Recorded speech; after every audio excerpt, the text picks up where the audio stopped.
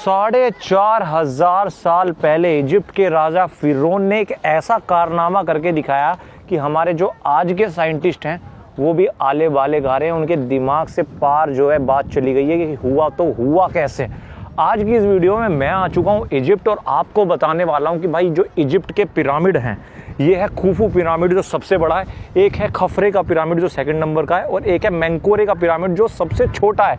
इनमें ऐसा क्या है जो आज का जो विज्ञान है, आज की जो साइंस है, वो भी इसे डिकोड नहीं कर पा रही। बहुत तगड़ी वीडियो होने वाली है।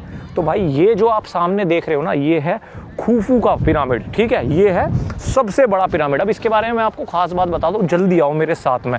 अब सवाल मैं आपसे पूछता जाऊंगा और अगर आपके पास जवाब है तो आप ये मानो दुनिया के सबसे समझदार आदमी, और नहीं है तो भाई आपका भी हाल वो साइंटिस्ट जैसा है जैसे दुनिया के साइंटिस्टों का हो रहा है। भाई 4,500 साल पहले ये जो पत्थर आप यूज कर रहे हो, इसमें 23 लाख पत्थरों का इस्तेमाल हुआ है टोटल पिरामिड बनाने में। एक पिरामिड जो मैं बोल रहा हूँ, अब जो ये 23 लाख पत्थर हैं, ये कोई ऐसे छोटे मोटे कंकड़ जैसे पत्थर नहीं है जो यहाँ पर पड़े हुए हैं उससे बना दिया हो। आप पत्थरों का साइज देखो भाई, इधर ये जो पत्थर हैं, कहा जाता है इन पत्थरों का जो टोटल साइज है वो लेके 2.5 टन से लेके 8 टन 15 टन तक के भी पत्थर हैं जो इन पिरामिड में इस्तेमाल हुए हैं। जैसे कि आप मेरे पीछे देख रहे हो दूसरे नंबर का पिरामिड। तो अब सवाल ये आता है कि 4,500 साल पहले ऐसी कौन सी मशीन इंसान ने बना ली थी कि ये इतने भारी भारी पत्थर ये इतनी ऊंचाई पर ले जा सकें। ये कुछ कहते हैं इनके पास रोलर थे, कुछ लोग कहते हैं इनके पास ताकतें थी, एलियंस थे, अलग अलग बातें हैं। क्योंकि आप पत्थरों का साइज देखो ना। अब आप सोच रहे होगे कितना ही ऊंचा होगा आकाश भाई, तो भाई वो वाला जो देख रहे हो है ना खफरे का पिरामिड, उसकी हाइट है आज के टाइम में 446 फीट। और ये वाला जो देख रहे हो खुफू का पिरामिड, इसकी हाइट है आज के टाइम में 450 फीट।